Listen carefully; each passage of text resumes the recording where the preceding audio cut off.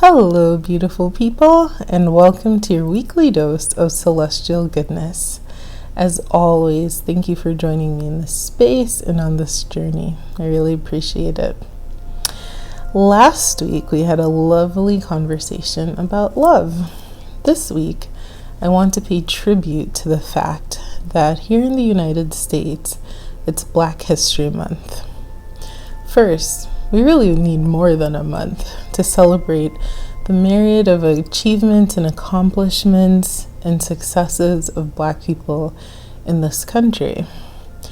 But since we have limited time, I want to share a few examples of some people who have inspired me and who are really part of the epitome of Black excellence. I heard it said once that America loves to categorize people. You have to choose a role or a different role for your life, different roles. Some roles will come to the forefront at different times and at different moments. I am, for example, an immigrant, a UW-Madison Badger, an oldest child, a Sagittarius, a small business owner, a lawyer/librarian hybrid, a spiritual enthusiast, a woman, resident unicorn, book lover, and so much more. But one thing that is always at the forefront in America is that I am Black.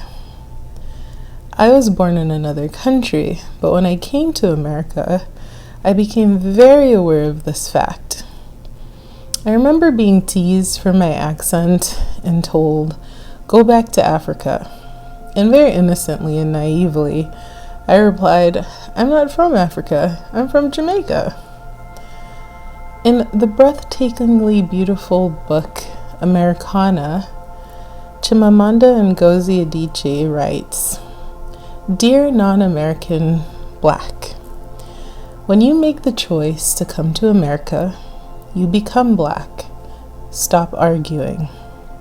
Stop saying, 'I'm Jamaican' or 'I'm Ghanaian.' America doesn't care." She also says, "Race doesn't really exist for you because it has never been a barrier. Black folks don't have that choice." And that's so true.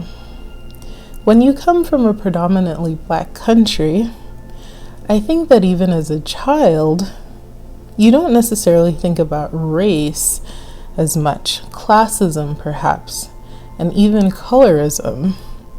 But even those additional byproducts of colonialism move further down the totem pole than race. Jamaica's motto is, "Out of many, one people." And that's based on the multiracial roots of the population. There are many influences from around the world that contributed to the makeup of the Jamaican people. This includes African ancestry, primarily West Africa, British, Scottish, Irish, Southeast Asian, to include Indians, Lebanese, Chinese, and then Spanish and the original Taino and Arawak Indians who inhabited the island first. It is not uncommon to meet someone who might be a combination of at least several of these different lineages. Yes. In my own lineage, the predominance is African heritage. But there's also Indian from South India, Scotland, Cuba, and Ireland. And these are what we can trace, to some extent. The cruel institution of slavery robbed a large percentage of the people in the Western Hemisphere of their ability to properly trace their roots. The things that I've been able to unearth have been very helpful in helping me to understand myself. Why do I like some of the things that I do? Why might I be drawn to a particular place? I do think of all of my ancestors and how the crossing of their paths would eventually lead to me. And for that, I am grateful. Now, jumping back to America. When you come to America with black skin, you become very aware that as far as this nation is concerned, that you are black before everything else. As you get older, in addition to dealing with the things that come along with growing up, you're also learning how to hold this aspect of your being as sacred. You are learning how to love what you've been taught is not worth loving. From your hair to your hips to your lips. The past year has been an epic reminder about the harm that systemic racism and white supremacy have on this nation. But this blog and this video, it's not about that. We've seen plenty of that. This is instead a reminder that even in the midst of pain and grief and the obstacles that are thrust into your path when you have black skin, that there are also many things to celebrate. The brilliant minds, the triumphant smiles, the wit, the skills, the talent, the creative gifts, and just the presence and so much more. There is joy, laughter, and love that should be held as sacred.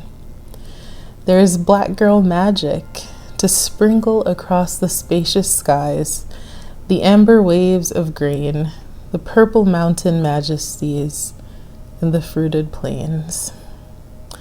First, how did Black History Month even come into being? In 1913, on the 50th anniversary of the 13th Amendment, the Emancipation Proclamation, Carter G. Woodson, look him up, and Jesse E. Moreland founded the Association for the Study of African American Life and History. In 1926, the group instituted Negro History Week. They chose the second week of February because it coincided with the birthdays of Frederick Douglass and Abraham Lincoln. Negro History Week gained recognition in different cities across the country. During the Civil Rights Movement in the 50s and the 60s, it gained increased attention. In 1976, which really isn't that long ago, then President Gerald Ford officially recognized February as Black History Month. He asked Americans to seize the opportunity to honor the too often neglected accomplishments of Black Americans in every area of endeavor throughout our history. And they have been quite the accomplishments. Here are a few. And this is a hard list to make because there's so many, but I think these are some that cover a wide variety of areas. Benjamin Banneker, farmer, astronomer, and mathematician, among other things, created the first clock in America. Dr. Charles Drew invented a way of separating and storing plasma, which allowed for blood to be stored in what would become blood banks, and millions of lives saved from that. Oliver Brown won his Supreme Court case. Yes, Brown versus Board of Education, where the justices declared separate but equal unconstitutional. George Sampson created the clothes dryer. Althea Gibson, the first Black tennis player to win at Wimbledon. Lewis Latimer invented the carbon filament that let light bulbs be commercialized. Ruth Carroll Taylor became the first Black flight attendant in the United States. In 1963, Dr. Martin Luther King Jr. delivers his I Have a Dream speech. Daniel Hale Williams not only established the Provident Hospital and Training School Association in Chicago, But in 1893, he performed the first open heart surgery. It was the first time a patient's chest cavity had been open, and then they did not end up dying from infection. In 1967, Thurgood Marshall was sworn in as the first Black Supreme Court Justice. In 1968, Shirley Chisholm became the first Black woman elected to Congress. She was the first Black person and the first woman to run for president of the United States. She wanted to be remembered not as the first Black woman to have made a bid for the presidency, but as a Black woman who lived in the 20th century and who dared to be herself. 1983, Guion Bulford became the first Black person in space. And he logged tons of time in orbit, so that was pretty cool. Alice Parker created the gas heating furnace. Gwendolyn Brooks became the first U.S. Poet Laureate. Garrett Morgan created the gas mask and the modern traffic signal. 1990, Douglas Wilder became the first Black governor of any U.S. state. Alfred Krall created the ice cream scooper in 1897. That's a sweet fact for you. Philip Downing created the mailbox. And there's so many other inventions. Things that we take for granted. The mop, the modern toilet, the modern lock, pacemakers, pencil sharpeners, super soakers, potato chips, touch telephone, video game cartridges, lawnmowers, lawn sprinklers, ironing boards, blimps, automatic elevator doors, dustpans, and suspenders. Those are things that were all created by Black people. Beyond this rather impressive list of accomplishments, each day there is someone who's contributing to the collective history of this nation in some amazing way. There are some people in history who I do really admire, and again, this is a hard list to make because there's so many notable people. I will share a few quotes by some because these give me inspiration, especially in times when I really need it. Maya Angelou, the great writer and poet, well, she's here because she's one of my favorites. She's an activist, an all-around phenomenal woman. She said, "You may not control all the events that happen to you, but you can decide not to be reduced by them." She also said, "Lift up your hearts. Each new hour holds new chances for new beginnings." Gwendolyn Brooks, probably one of America's most famous poets. Her words ring sweetly on the ears. "Exhaust the little moment. Soon it dies, and be it gas or gold, it will not come again in this identical disguise." We are each other's harvest. We are each other's business. We are each other's magnitude and bond. We don't ask a flower any special reason for its existence. We just look at it and are able to accept it as being something different from ourselves. James Baldwin, and I've mentioned him before because he's always somewhere in my mind. Whenever I see some sort of injustice, I almost feel like he's looking at me, inspiring me to speak. You think your pain and your heartbreak are unprecedented in the history of the world, but then you read. It was books that taught me the things that tormented me the most were the very things that connected me with all the people who were alive, who had ever been alive. I love that.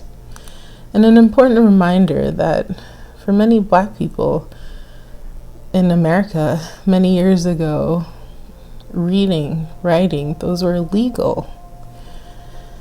Love takes off the mask we fear we cannot live without, and know we cannot live within.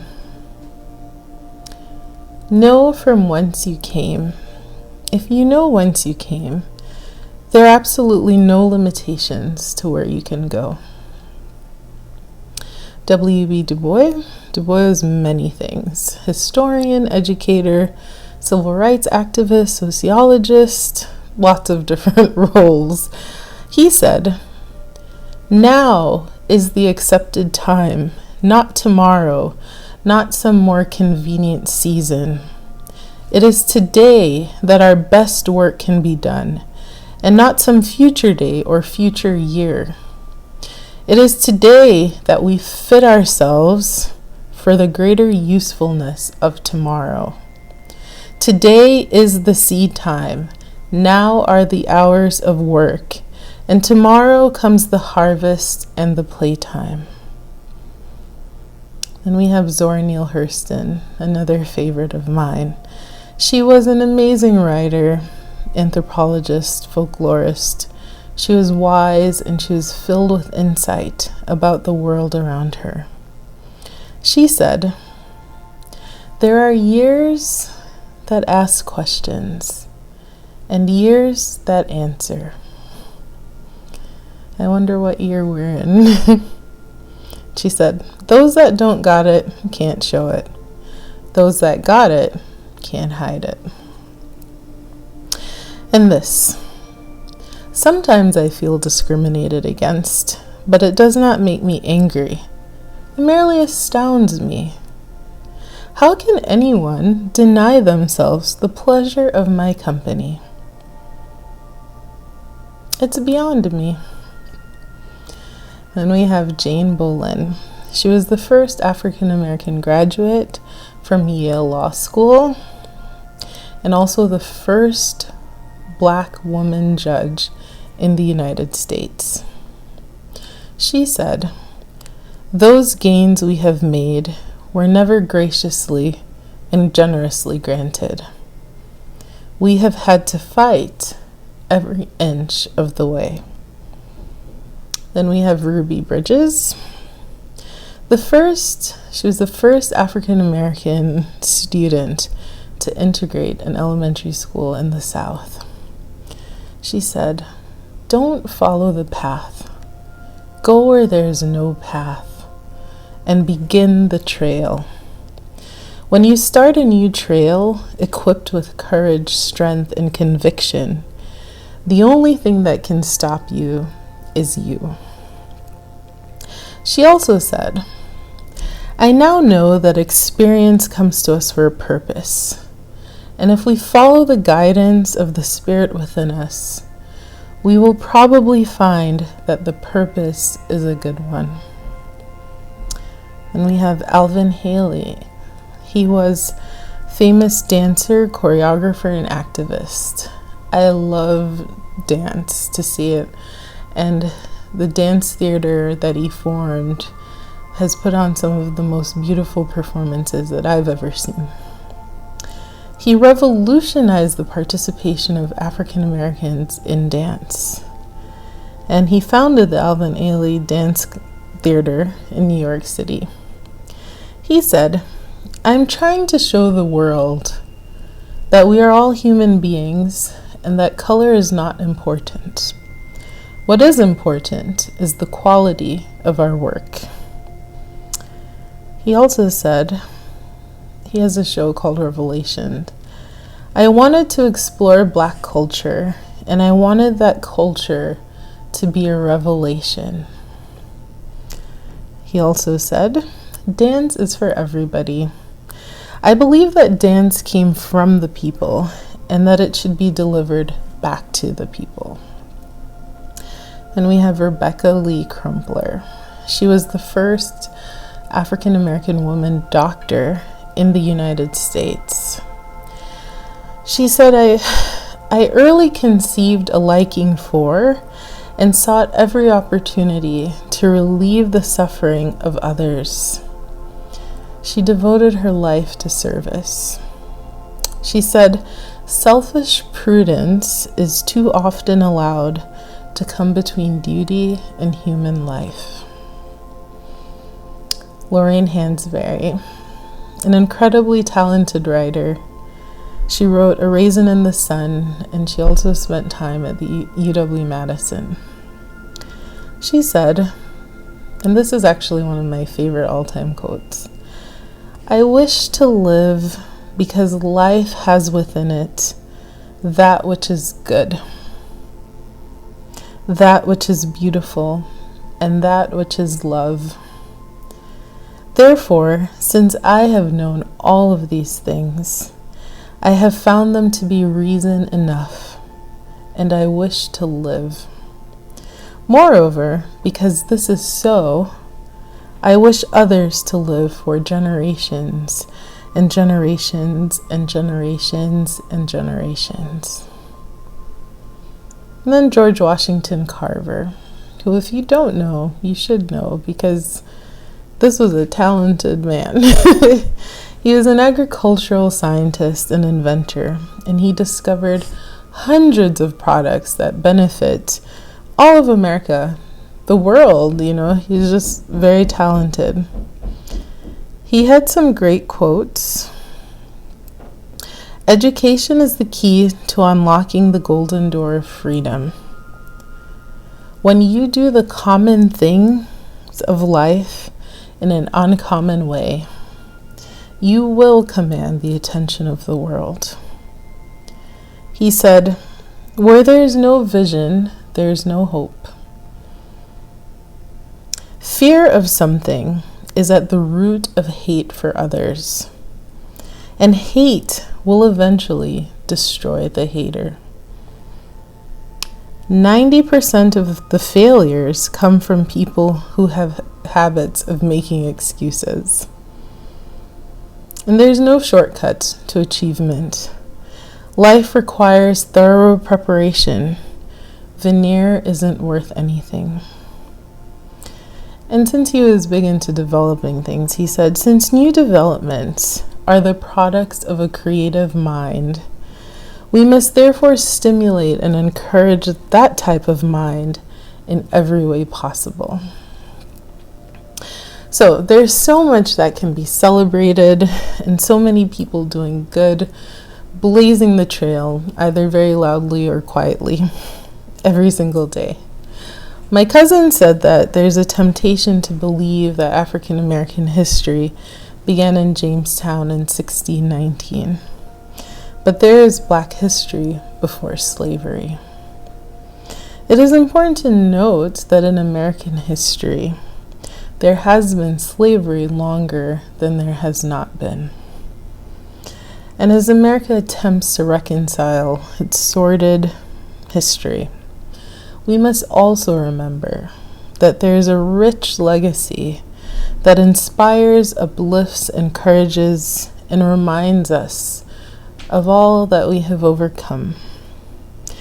There is a legacy of not just surviving, but of living, of loving, and thriving. That is also a part of our birthright. I hope that you learned something interesting from this, or that you felt inspired by one of those quotes, or one of those amazing people who said the quote. I also hope that you'll do your own research and see that Black history is also American history. If you like these videos, please continue to like, comment, subscribe, and share. I really appreciate it. May the stars shine so brightly over your week. And may you remember that you are your ancestors' wildest dreams. Thank you.